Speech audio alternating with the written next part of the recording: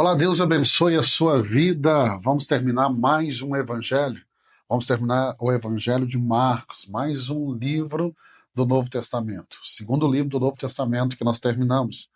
Vamos para o capítulo 13. Capítulo 13. Hoje nós vamos ler 4 capítulos. Capítulo 13. Nós temos aqui, Jesus vai falar sobre a destruição do templo. O verso 1 ao 2, nós temos aqui Jesus saindo do templo, e um dos discípulos comenta sobre as pedras e as construções impressionantes. Realmente, aquela obra, aquele templo era uma construção linda, e Jesus responde que não ficará pedra sobre pedra. Jesus está profetizando sobre a destruição do templo. Essa profecia vai se cumprir no ano 70 depois de Cristo, quando os romanos destruíram Jerusalém e o templo. Destruíram tudo. A destruição do templo aqui é o lembrete de que o verdadeiro templo de Deus é Cristo. A nossa adoração deve ser centrada nele, na pessoa dele. O judeu, os religiosos, estavam centrados naquele lugar, mas a adoração precisa ser centrada na pessoa de Jesus Cristo. Quando chegamos aqui, ele está falando também da destruição do templo, nós temos que falar aqui. Ele também está falando dos sinais dos fins do tempo. É claro que esses sinais do fim do tempo, se você quer entender isso melhor, você precisa voltar lá no Evangelho de Mateus, capítulo 24, verso 1, 35, onde Jesus detalha com mais clareza sobre os sinais do fim dos tempos. Sinais esses que estão diante dos meus e dos seus olhos todos os dias.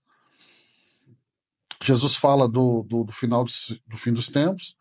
Ele fala, esse discurso ali é sobre o Monte das Oliveiras. Então Jesus está sentado no Monte das Oliveiras e vai responder a pergunta dos seus discípulos, Pedro, Tiago, João e André, sobre quais os eventos que aconteceriam no fim.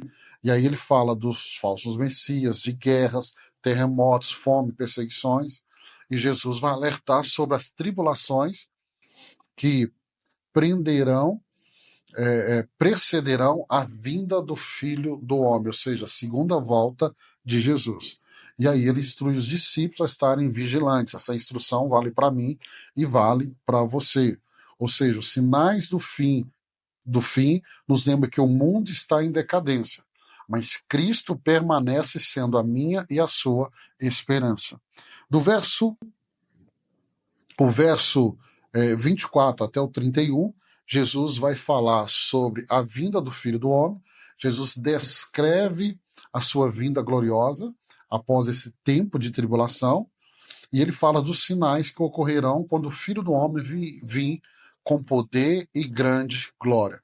Ele usa aqui a parábola da figueira para ensinar que quando vierem esses sinais, saberão que o fim está próximo. Para muitos, essa parábola da figueira é um apontamento para a nação de Israel. É uma forma de interpretar, não é a única.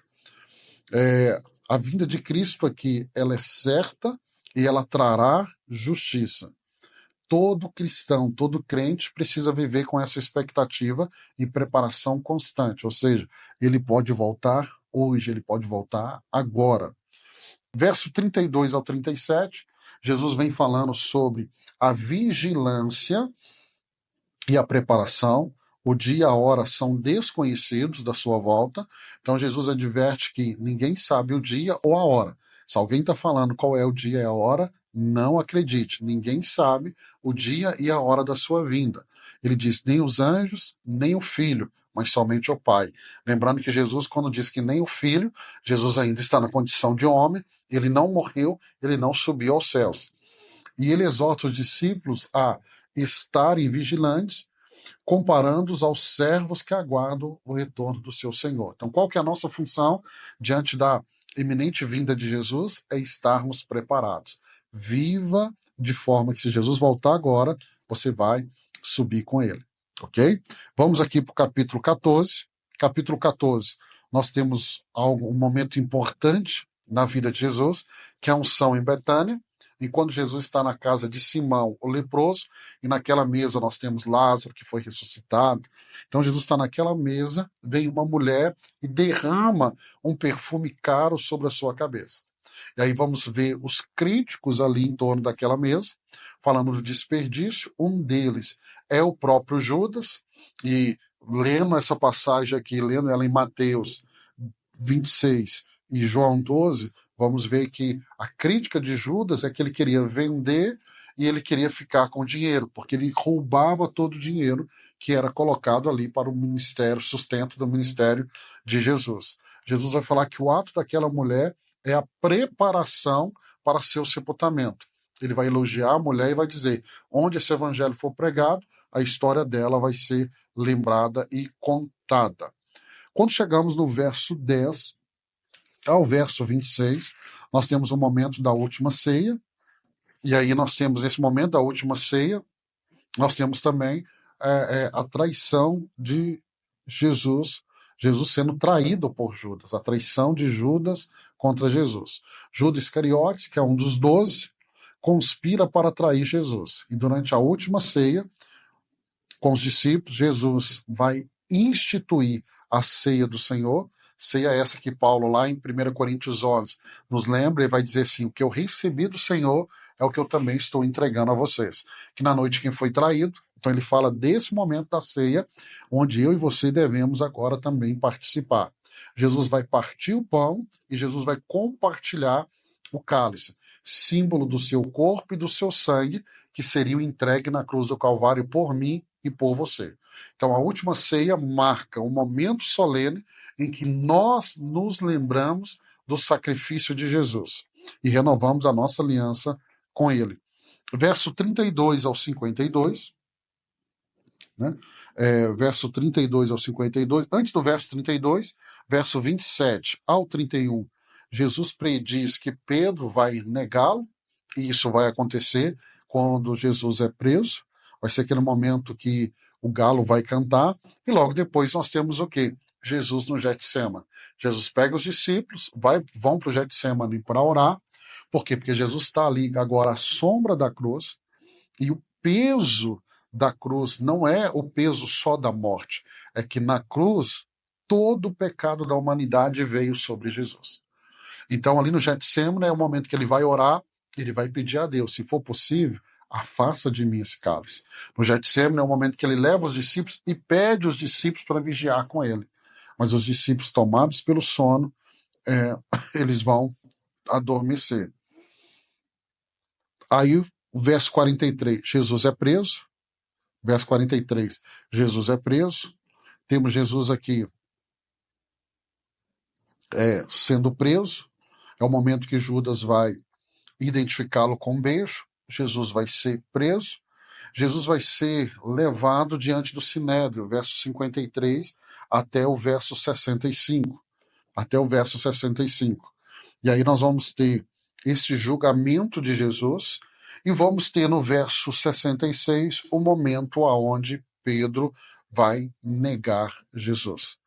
Então Pedro vai negar Jesus, o galo vai cantar 3 vezes, e Pedro vai se lembrar do que Jesus falou. O texto bíblico diz que Pedro vai chorar amargamente, mas vamos ver que Jesus, após a ressurreição, vai restaurar a vida de Pedro. Capítulo 15, nós temos aqui Jesus diante de Pilatos, e vamos ver a sentença de morte. Do verso 1 ao verso 15, Jesus é levado a Pilatos, que vai interrogá-lo, mas pressionado pela multidão e pelos líderes religiosos, ele vai condenar Jesus à crucificação, mesmo sem ver nele nenhuma acusação. Barrabás, um criminoso, é libertado em seu lugar, e Jesus é entregue para o sacrifício. Então, naquela festa era comum libertar uma pessoa, mas a multidão vai escolher Barrabás e não a Cristo. E tem ainda quem diz que a voz do povo é a voz de Deus. Nunca foi, nunca será. Verso 16 ao verso 41, nós temos aqui todo o relato da crucificação de Jesus. Começa no verso 16 aqui, os soldados zombando de Jesus, e chegamos no verso 21, que é o momento da crucificação. Aí temos aqui um homem de Cirene, que é Simão, que vai ser obrigado a ajudar Jesus a carregar a cruz, e chegamos no verso 33, que é o momento da morte de Jesus.